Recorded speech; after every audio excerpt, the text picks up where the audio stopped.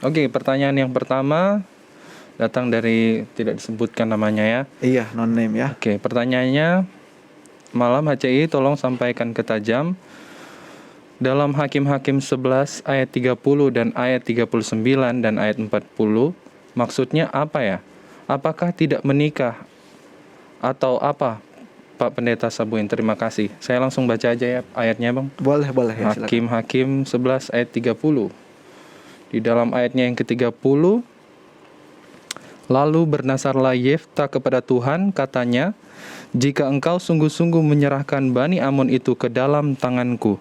Kemudian ayatnya yang ke-39, setelah lewat kedua bulan itu, kembalilah ia kepada ayahnya, dan ayahnya melakukan kepadanya apa yang telah dinazarkannya itu. Jadi gadis itu tidak pernah kenal laki-laki, dan telah menjadi adat di Israel. Ayat yang ke-40, bahwa dari tahun ke tahun anak-anak perempuan orang Israel selama 4 hari setahun meratapi anak perempuan Yefta orang Gilead itu. Baik, silakan Pak Pendeta. Terima kasih untuk pertanyaan ini.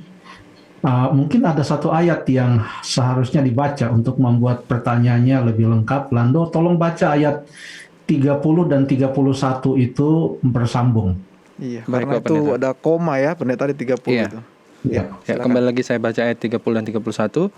Lalu bernazarlah Yefta kepada Tuhan, katanya, jika engkau sungguh-sungguh menyerahkan Bani Amon itu ke dalam tanganku, maka apa yang keluar dari pintu rumahku untuk menemui aku, pada waktu aku kembali dengan selamat dari Bani Amon, itu akan menjadi kepunyaan Tuhan, dan aku akan mempersembahkannya sebagai korban bakaran. Baiklah, ini adalah nasar dari Jefta, janji Jefta.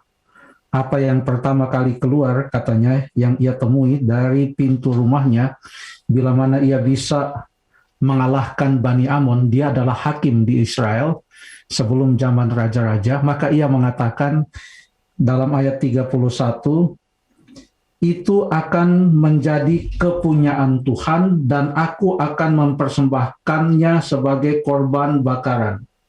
Lalu ayat yang ke-39, sebelum baca ayat 39, ternyata dalam cerita ini yang pertama kali keluar dari pintu rumahnya waktu dia kembali dari berperang melawan Bani Amon adalah anak perempuannya sendiri.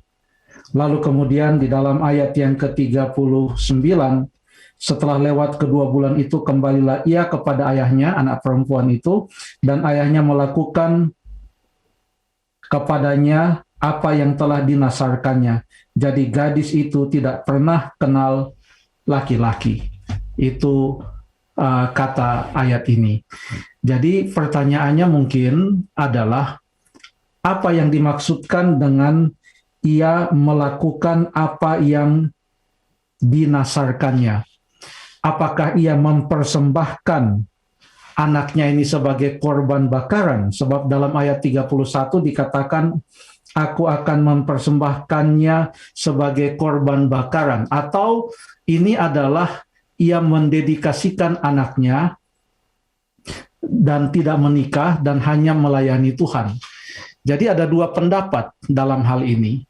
Namun kita perlu dulu membaca supaya waktu kita menafsirkan Alkitab, jangan kita melupakan keseluruhan dari pekabaran Alkitab itu. Karena Alkitab itu tidak bertentangan dan jangan dipertentangkan satu bahagian atau satu buku atau satu ayat dengan bahagian atau ayat atau buku lainnya. Kita baca dulu Ulangan pasal yang ke-12. Kita buka Alkitab kita. Boleh Stephen baca Ulangan pasal yang ke-12 ayat yang ke-31. Ulangan 12 ayat 31, Pendeta. Ya. Ayat 31. Jangan engkau berbuat seperti itu terhadap Tuhan Allahmu, sebab segala yang menjadi kekejian bagi Tuhan, apa yang dibencinya, itulah yang dilakukan mereka bagi Allah mereka. Bahkan anak-anaknya lelaki dan anak-anaknya perempuan dibakar mereka dengan api bagi Allah mereka. Jadi Alkitab dengan jelas melarang mengorbankan anak, baik laki-laki maupun perempuan, dan dibakar sebagai korban bakaran. Jadi waktu kita membaca cerita Jefta ini, itu selalu harus ada pada pemikiran kita, karena tidak mungkin bertentangan. Jadi walaupun demikian, tetap ada dua pendapat. Pendapat yang pertama mengatakan bahwa anak perempuan Jefta ini betul-betul dikorbankan sebagai korban bakaran, artinya dia mati. Ya, mengapa orang berpendapat demikian? Ya, karena memang di dalam ayat 31 dikatakan bahwa ia akan dipersembahkan sebagai korban bakaran. Lalu ayat 39 mengatakan, maka Jefta melakukan seperti apa yang dinasarkannya.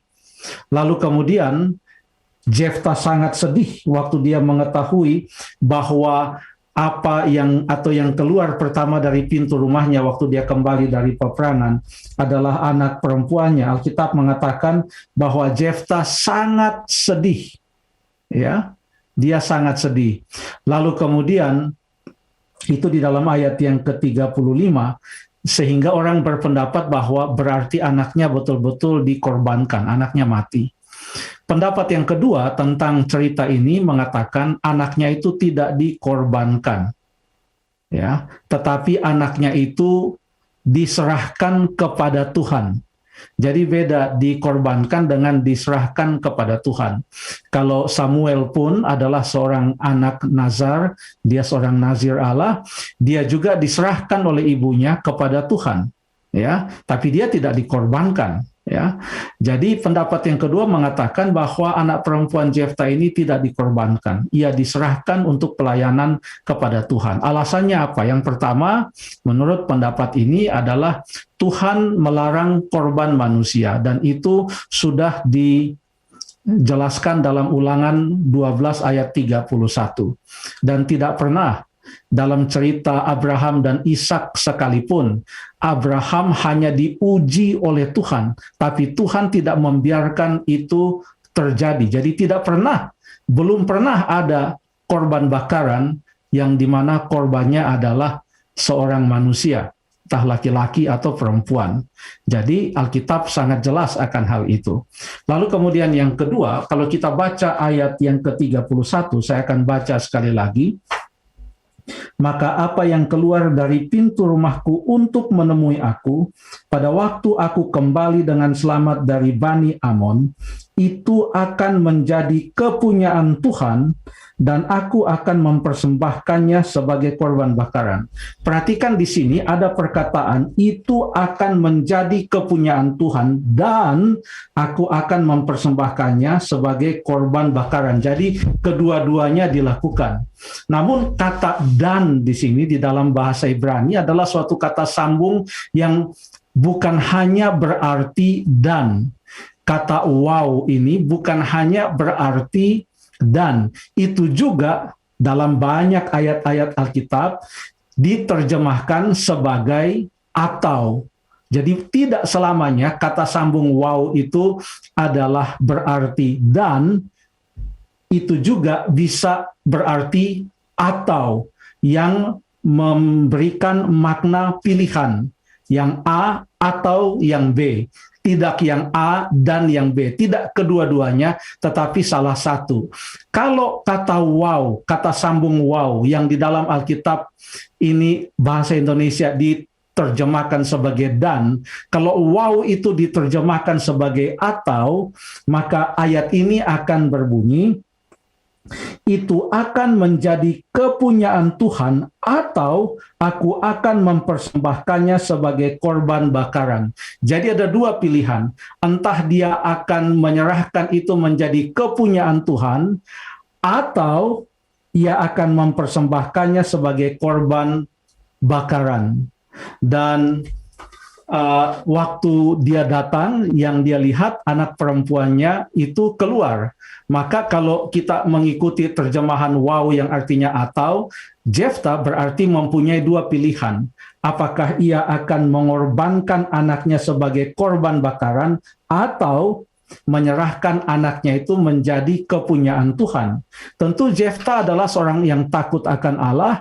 Dia juga adalah seorang hakim di Israel, seorang pemimpin Israel, dia mengetahui dengan baik akan Taurat Musa dan perintah Tuhan, melihat yang keluar adalah anaknya perempuan. Kalau dia harus memilih, maka yang dia pilih tentunya supaya tidak bertentangan dengan Alkitab, maka yang dia pilih bukan mempersembahkannya sebagai korban bakaran, tapi yang dia pilih adalah memberikan dan menyerahkan anaknya itu menjadi kepunyaan Tuhan.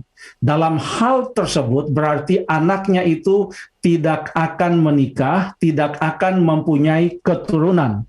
Dan bagi orang Yahudi, bila mana mereka tidak mempunyai keturunan untuk melanjutkan nama keluarga, maka itu adalah suatu kesedihan yang sungguh luar biasa. Ya, suatu kesedihan yang sungguh luar biasa untuk adat istiadat orang Yahudi pada saat itu. Dan ini juga menerangkan bahwa masuk akal kalau Jefta itu menangis. Dikatakan dalam ayat yang ke-35, dikoyakkannya lah bajunya sambil berkata, "Ah anakku, engkau membuat hatiku hancur luluh, dan engkaulah yang mencelakakan aku. Aku telah membuka mulutku bernasar kepada Tuhan, dan tidak dapat aku mundur." Lalu anaknya katakan, "Bapa, jika engkau telah membuka mulutmu bernasar kepada Tuhan, maka perbuatlah kepadaku sesuai dengan nasar yang kau ucapkan itu, karena Tuhan telah mengadakan bagimu pembalasan terhadap musuhmu, yakni Bani Amon." Lalu kemudian kata dia kepada ayahnya, "Hanya izinkanlah aku melakukan hal ini. Berilah keleluasaan kepadaku 2 bulan lamanya, supaya aku pergi mengembara ke pegunungan dan menangisi kegadisanku bersama-sama dengan teman-temanku." Jadi pergi menangisi kegadisan. Artinya dia menangisi keadaannya di mana dia tidak akan menikah. Itu yang terjadi dalam cerita ini.